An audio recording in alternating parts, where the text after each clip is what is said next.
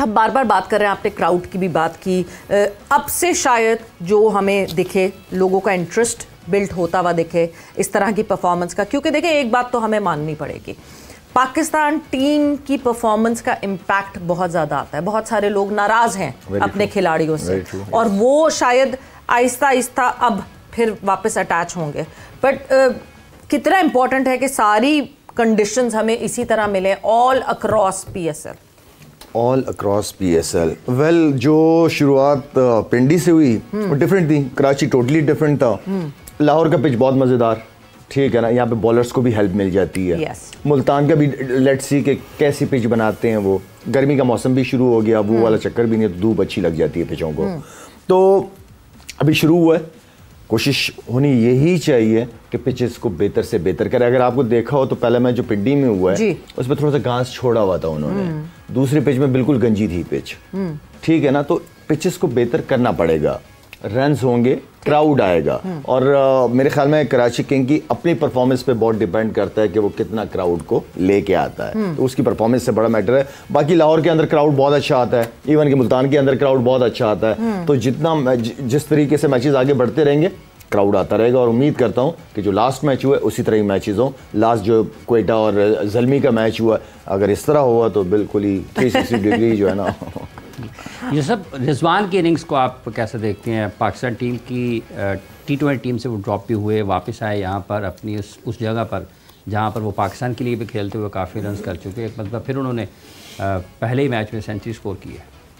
देखिए क्रिकेट की जो डिमांड है वो डिफरेंट है आजकल की जो क्रिकेट है। अगर आप स्ट्राइक रेट देखेंगे ना, उसका देखेंगे ब्रेसवेल की देखें बैटिंग, उसी मैच में रिजवान ने बैटिंग की, ब्रेसवेल की बैटिंग में स्ट्राइक रेट का बहुत बड़ा फ़र्क था। ये दुनिया की जो टीमें है ना, ये 200 प्लस के स्ट्राइक रेट से खेलते हैं। बात कर आजकल देखिए क्रिकेट जिस तरफ जा रही है ना, सिचुएशन के हिसाब से भी आपको प्लेयर्स लेने पर, कोई विकेट ऐसी है कि जिस पे हमें नज़र आ रहा है कि इस विकेट पे 250 रन बन सकते हैं, जैसे कराची वाली थी, बिल्कुल, तो हम अपने मेन प्लेयर को बाहर बिठा देंगे, इवन बाबर को ही बाहर बिठा देंगे। तो बाबर हमारा मेन प्लेयर है, इसको हम यूज़ करेंगे सेमीफाइनल में जहाँ मुश्किल विकेट होगी, मुश्किल बॉलिंग होगी, मुश्किल कंडीशन।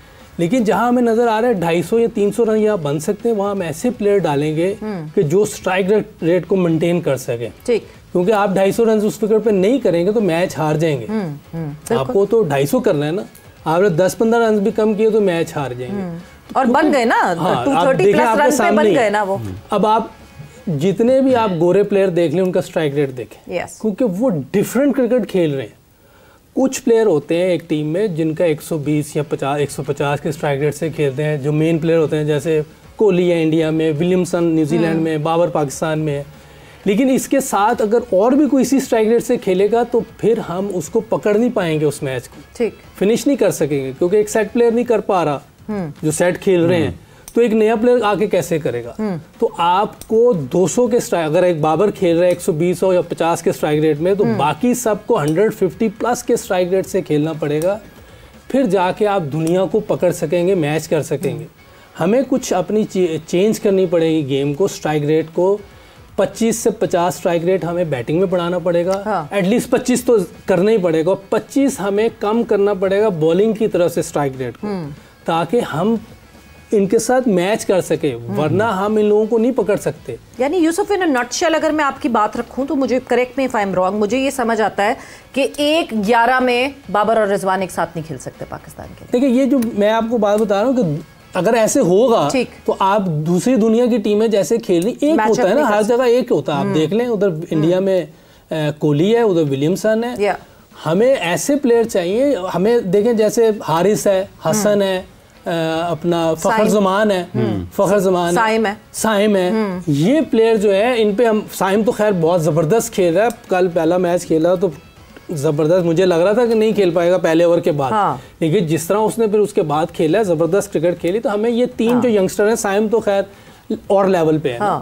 तो हसन है, हारिस है, फखर जमान है, ऐसे प्लेयर हमें चाहिए कि जो 200 प्लस के स्ट्राइक रेट से खेलते हैं। हसन और हारिस पे थोड़ा सा काम होगा, ये बेहतर हो जाएंगे, इन पे काम होगा, ये बेहतर होते जाएंगे, हमें ऐसे प्लेयर मिल जाएंगे। और दूसरा ये देखिए, बास का आपने भी मैं कल पूछा था कि ये क्यों नहीं कर पाते, क्यों नहीं तेज खेलते।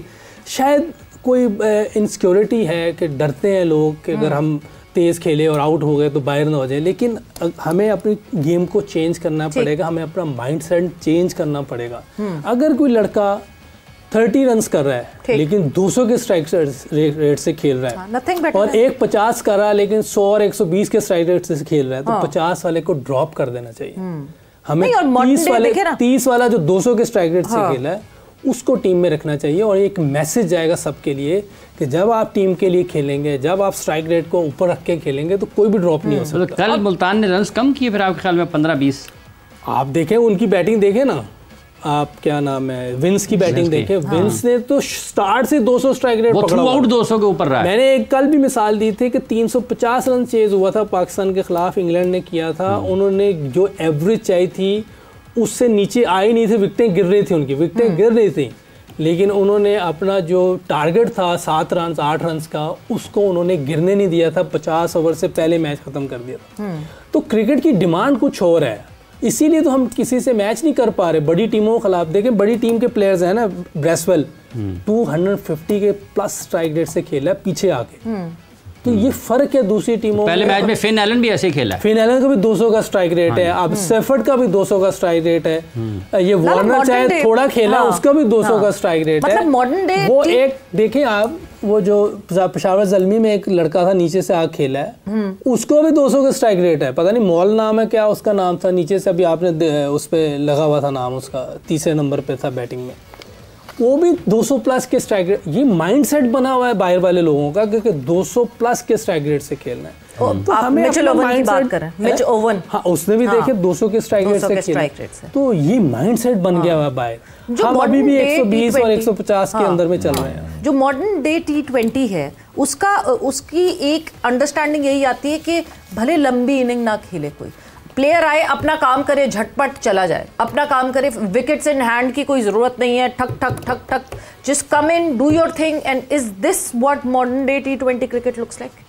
सवेरा भी मैं जब लास्ट सेलेक्टर था 1 महीने के लिए आया था, कितना अर्सा हुआ इस बात को? साल से ज्यादा हो गया। मैं और सैकी थे, अगर आप लोगों को याद है मैंने एक बयान दिया था कि हमारे डोमेस्टिक क्रिकेट में अभी से 135 और 135 स्ट्राइक रेट के हिसाब से खेलना पड़ेगा। अभी से खिलाओ बच्चों को ताकि ऊपर जाए। साल पहले की बात है ना, तो उसमें भी बहुत सारे लोग कह रहे हैं कि लाला क्या बात कर रही है वो, ठीक है ना। तो मैं ये नहीं कह रहा था कि पाकिस्तानी प्लेयर शुरू हो जाए पहले दिन से, नहीं, आप नीचे से शुरू करें बच्चों को, ताकि पता हो कि हमने आगे जाके, जैसे यूसुफ कह रहा है कि अब 200 रन का स्ट्राइक रेट, ठीक है ना।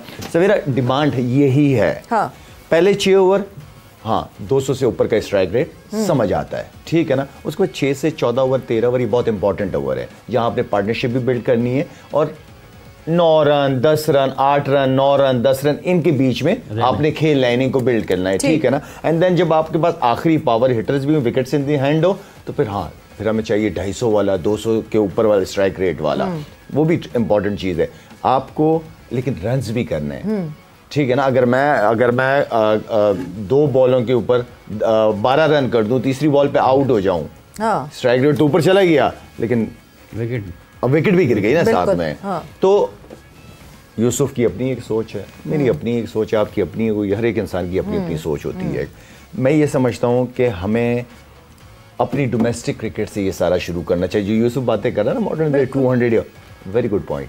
हमें डोमेस्टिक से शुरू करना पड़ेगा। इन बच्चों के जहन में खुद ब खुद जब ये चीज़ जहन में लेके बड़े हो रहे होंगे तो उनको पता भी होगा ना, और फिर काम भी करेंगे ना उस चीज़ पे, फिर नए नए शॉटें भी सीखेंगे, खेलेंगे भी उस अंदाज से। नेचुरली मसल मेमोरी वो बन जाएगी, हो जाती है, हो जाती है। विराट कोहली का एक शॉट नहीं था, कहता मेरा ये शॉट क्यों नहीं लग रहा, उसको पता चला कि उसको मसल कमजोर है, उसने दिन रात मेहनत करके उस मसल को स्ट्रॉन्ग किया, कट मारना शुरू कर दिया, खुद अपने मुंह से बता रहा है। तो वो मेमोरी, वो मसल आपको डेवलप करने पड़ेंगे, वो तगड़े तगड़े शोल्डर आपको चाहिए, वो टाइमिंग आपको चाहिए कि ग्राउंड से बार बॉल फेंक सकें। यूसुफ साहब, जैसे अभी बात हो रही है, आपने कहा कि हमारे शायद इसलिए नहीं कर पाते कि शायद कोई इनसिक्योरिटी है, नाकामी का खौफ है, लेकिन अभी आप पाकिस्तान टीम के साथ भी थे, जो फिन एलन और टिम साइफर्ट जब खेल रहे थे पाकिस्तान के ख़िलाफ़, वो तो मुख्तलिफ अंदाज से खेलते हुए नज़र आते थे। सीधे छक्के, बॉल पीछे जाते हैं, वेट पीछे है, सीधे निकाल दिया, एक्स्ट्रा कवर पर भी निकाल दिया, तो वो तो कोई बॉल निकालते ही नहीं है। अच्छे बॉल पर भी रन मारते हैं, जो आप ख़राब करेंगे उस पर भी निकालते हैं, उनमें क्यों खौफ नहीं है? वो जो नीचे से तैयार होकर आ रहे हैं बिल्कुल ऐसे, मैंने कल भी मिसाल दी है कि जो इबास आया उसको देख लें, वो जो नया लड़का जो वो एक्स्ट्रा कवर भी मार रहा है, मिड विकेट भी मार रहा है, सीधी भी मार रहा है और स्लोअर वन भी उसको चेक हो रही है। इसका मतलब कि नीचे काम हो रहा है। लाला की बात से 100% इत्तेफाक करता हूँ, मैं पहले भी कहता हूँ कि नीचे का काम है ये, लेकिन बदकिस्मती हमारी कि नीचे काम ही नहीं हो रहा है या वो सुन नहीं रहे, दोनों में से एक बात है। वो जब ऊपर आते हैं आपके सामने ही सारी चीजें, वो भी वहाँ खेल रहे होते हैं, अब पहले ही पता चल जाता है कि इन्होंने करना क्या है, और उनके प्लेयर्स आखिरी टाइम तक कोई चीज सामने आने नहीं देते, लेट खेलते हैं, इसीलिए हमारे बॉलर्स को मार पड़ रही होती है। और आप कह रहे हैं कि देखें जी वो इधर भी मार रहे हैं उधर भी मार रहे हैं, तो कोई वजह तो है, तो मार रहे हैं ना।